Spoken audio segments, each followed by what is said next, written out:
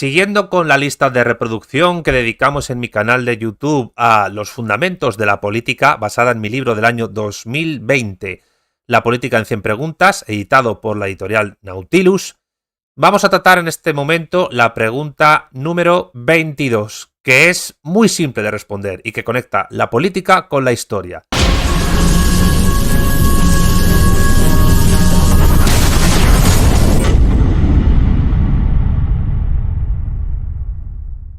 Es simple, pero va a ser un vídeo más largo de lo habitual en esta lista. ¿La historia nace con la política? O mejor dicho, ¿la historia nace cuando nacen los estados? ¿Es el estado el punto de arranque de la historia?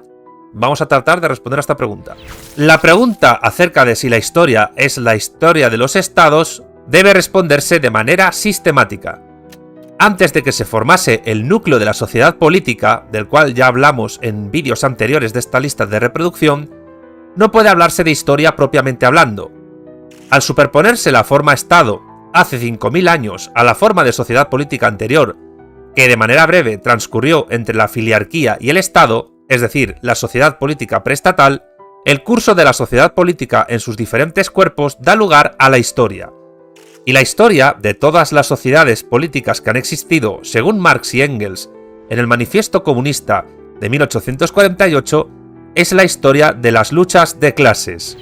Citamos en este momento a Marx y Engels con algún comentario adicional nuestro. Dicen así ambos autores: la historia de todas las sociedades que han existido hasta nuestros días, es decir, la historia escrita, añade Engels en una nota a pie de página en la edición inglesa del Manifiesto Comunista del año 1888, 40 años después de su primera edición, es la historia de las luchas de clases. Hombres libres y esclavos, patricios y plebeyos, señores y siervos, maestros y oficiales, en una palabra, opresores y oprimidos, se enfrentaron siempre, mantuvieron una lucha constante, velada unas veces y otras franca y abierta, lucha que terminó siempre con la transformación revolucionaria de toda la sociedad o el hundimiento de las clases en pugna. Fin de la cita. Bueno también habla sobre el origen de la historia en otra obra. ¿En cuál? En esta. En el año 2001, Gustavo Bueno publica su artículo Dialéctica de clases y dialéctica de estados. En él, el autor profundiza en la teoría de la lucha de clases del materialismo histórico y saca de ella algo que está implícito, pero que hay que explicitar. Quiero decir que está implícito en el materialismo histórico de Marx y Engels, pero no está explícito en muchas ocasiones en estos dos autores. De ello hablamos en una obra nuestra, también del año 2020, llamada La vuelta al revés de Marx, el materialismo político, entretejiendo a Karl Marx y Gustavo Bueno. ¿Qué es eso que está implícito? Te lo explico ahora. Eso que está implícito, pero que hay que explicitar, es que la dialéctica de clases se vuelve universal a través de la dialéctica de estados y de imperios, y lo hace de esta manera según Gustavo Bueno, y le citamos. Dice Bueno que la disyuntiva entre unas clases antagónicas que fracturan a un género humano presentado como distribuido en estados imperialistas principalmente, precisamente a consecuencia de esa fractura o alienación, y unos estados previamente establecidos en cuyo ámbito habría que diferenciar a las clases sociales subordinadas a los estados, es una disyuntiva mal planteada. No hay una disyuntiva entre la lucha de clases y subordinada a ella la de los estados, y la lucha de estados y subordinada a ella la de clases. Lo que hay es una codeterminación de ambos momentos en una dialéctica única. Ampliando incluso más, lo que se puede decir es que la dialéctica de clases, de estados y de imperios son tres momentos de una única dialéctica histórica y ninguna de las tres subordina a las otras dos. Es decir, que la dialéctica de clases, de estados y de imperios es la dialéctica una y trina de la historia. Y esta historia es eminentemente política. Por eso solo el materialismo político puede dar cuenta, a nivel metodológico estricto, de una manera mucho más eficaz que otras doctrinas filosóficas, de lo que es la historia, o si se quiere más en concreto, la filosofía de la historia. Sigamos. Así pues, la lucha de clases en el materialismo histórico de Marx y la dialéctica de clases, estados e imperios en el materialismo filosófico de Bueno, desde el materialismo político son vistos como lo mismo, pero expresado de distintas maneras, aunque sistematizada de tal manera que se confunden las unas con las otras, unas dialécticas con otras. Sigamos. Las sociedades políticas en su fase primaria o protoestatal acabaron en la fase estatal histórica, constituyéndose antes sobre una sociedad natural humana, prepolítica. Varias de estas compusieron, subordinándose unas a otras, las primeras sociedades políticas con estabilidad recurrente como núcleo. Teóricamente, es viable la posibilidad de descomposición de una sociedad política en varias, y la de estas hasta llegar a sociedades primarias e incluso naturales. Las sociedades políticas primarias serían cuerpos de dos capas, una aportada por la filiarquía precursora, lo que llamamos la capa basal, y otra procedente de la jefatura que permite la reestructuración de aquella, lo que llamamos la capa conjuntiva, y ya anuncio que ya dedicaremos un vídeo en esta lista de reproducción a lo que son las capas y ramas del poder de la sociedad política, y de esta manera podremos reestructurar la teoría de los tres poderes que según Montesquieu eran el ejecutivo, el legislativo y el judicial. Pues son muchos más. Sigamos. Estas dos capas, la basal y la conjuntiva, son las que contempla Engels de manera implícita como parte de la sociedad política primaria en su exposición de la gens anterior al Estado en su libro El origen de la familia, la propiedad privada y el Estado de 1884, aún sin contemplar la capa cortical, que es la que establece la guerra, la diplomacia y el comercio con otras sociedades políticas y que sí aparece contemplada en escritos anteriores de Marx de manera implícita, es decir, en ejercicio más que en representación, como por ejemplo ocurre en el tomo 1 del Capital del año 1867. En esta fase primaria, las filiarquías se fusionan en uniarquías o sociedades de jefatura frente a las jefaturas naturales anteriores. Con la uniarquía surge la primera sociedad política propiamente dicha. Pelayo García Sierra, en su diccionario filosófico, pone el ejemplo de las sociedades de jefatura teocráticas, sobre las cuales los egiptólogos suponen que se formaron sobre los nomos o federaciones naturales de aldeas en los periodos badariense y predinástico del cuarto milenio a.C. Cuando la uniarquía ejerce su jefatura política sobre una o más filiarquías, o incluso sobre sociedades naturales salvajes y bárbaras semi-independientes, algo parecido a lo que ocurre ahora con Brasil y sus reservas de pueblos originarios, o con la India y los sentineleses del norte, de los cuales hablamos en un vídeo anterior que te dejo abajo en la descripción, sigamos, entonces llegamos a los protoestados con su respectiva protopropiedad antropológica, su protocomercio, etc. Pero no son ni propiamente propiedad privada, ni propiamente comercio, es decir, son proto y por tanto prepolíticos, preeconómicos. Hablar de economía o de política antes de la sociedad política preestatal, y por supuesto antes que el Estado, es anacrónico. Sigamos. La unión de uniarquías puede darse por fusión, por expansión militar o comercial de una uniarquía sobre otras o sobre filiarquías o sociedades salvajes y bárbaras, por federación o confederación mediante una liga de uniarquías y otras formas de protoestado. Empiezan a generar complejidad administrativa, aunque todavía no se relacionan entre ellas, es decir, no desarrollan capa cortical. Mientras eso no ocurre, los protoestados se mantienen dentro del ámbito de la vida prepolítica, por lo que esta fase primaria protoestatal es aquella en que el núcleo y el curso se van entretejiendo hasta conformar un cuerpo, ya con capa cortical, lo que da lugar a la historia. Así pues, la vida política establece relaciones interestatales, lo que permite la universalización de las dialécticas internas de cada sociedad política mediante su interacción con otras.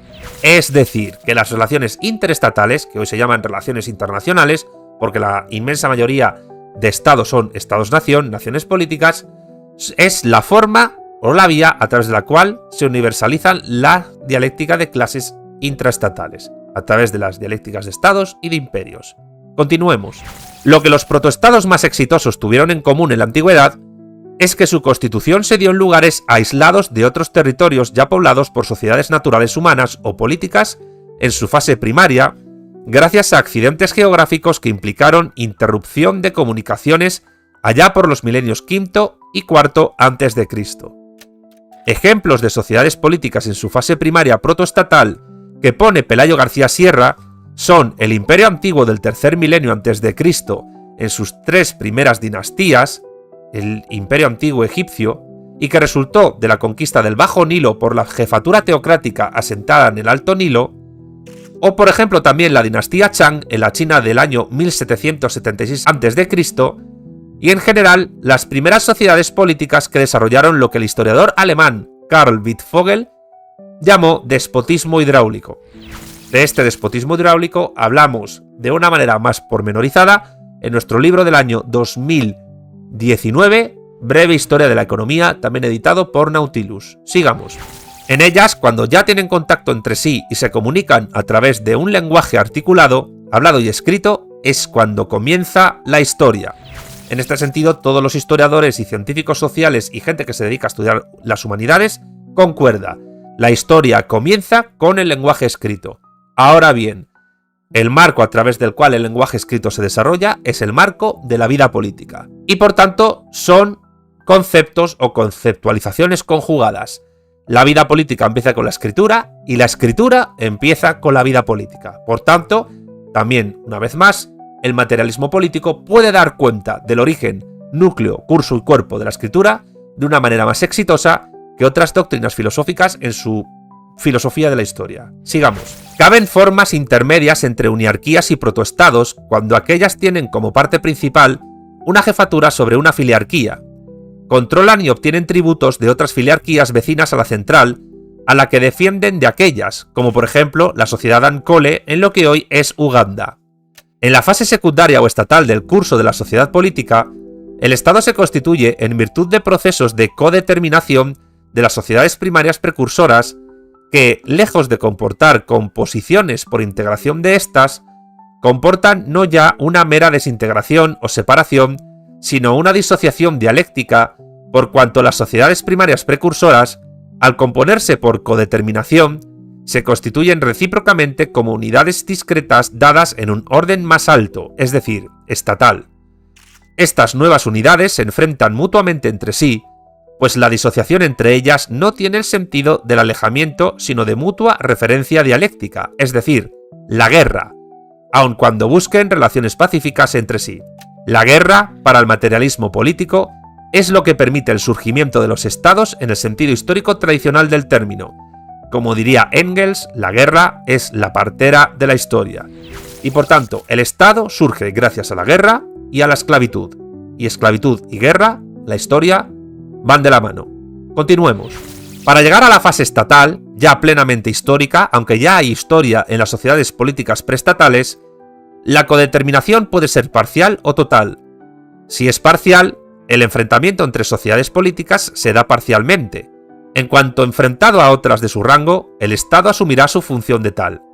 En tanto que enfrentada a protoestados, uniarquías o filiarquías, la sociedad política no será Estado respecto de ellas, a no ser que se haya determinado con otros estados previamente, lo que no impide que, en un caso o en otro, a las sociedades de menor rango las anexione, saquee, etc. Roma y Cartago se codeterminaron como estados a través de la guerra, pues entraron en conflicto, y ampliaron su rango imperial en un entorno bárbaro. El imperialismo ante sociedades políticas estatales y el colonialismo capitalista ante sociedades más primitivas se nos muestran como procesos íntimamente relacionados en la modernidad. Si la codeterminación es total cuando cada estado se codetermina con otros de modo continuo, sin opción alguna al colonialismo, entonces nos encontramos en un momento similar al actual en el que apenas quedan colonias, es decir, apenas quedan milímetros de tierra emergida que no pertenezcan a algún estado. El límite de estatalización o reparto total de la tierra emergida que diría Lenin en su famoso libro de 1916, El imperialismo, fase superior del capitalismo, solo es formal y jurídico gracias al derecho internacional, tanto público como privado. El Estado y los imperios, ante el resto de sus homólogos que les rodean, no pueden mantener relaciones imperialistas propias del estado de naturaleza, pues en dicho estado de naturaleza no hay ni estados ni mucho menos imperios. Sigamos. Aunque antes de alcanzar esa sociedad universal en que se concatenen atributivamente todas las sociedades políticas del planeta Tierra, algo que parece aproximarse, que no hay que confundir con la posibilidad de una sociedad política universal que totalice el globo terráqueo, habrá que reconocer la codeterminación total posible en una región de estados compatible con la indeterminación de los estados de esa región respecto de otras sociedades políticas geográficamente lejanas, por respecto de las cuales estos estados desarrollarían un colonialismo ultramarino como el que comenzó en el siglo XVII. Por ejemplo, la Unión Europea respecto de África, Oriente Medio, el sureste asiático o Iberoamérica. El Estado moderno que teorizó Maquiavelo, que no es el Estado prístino de hace 5000 años, corresponde a esta situación de codeterminación genérica en la Europa de los siglos XV y XVI.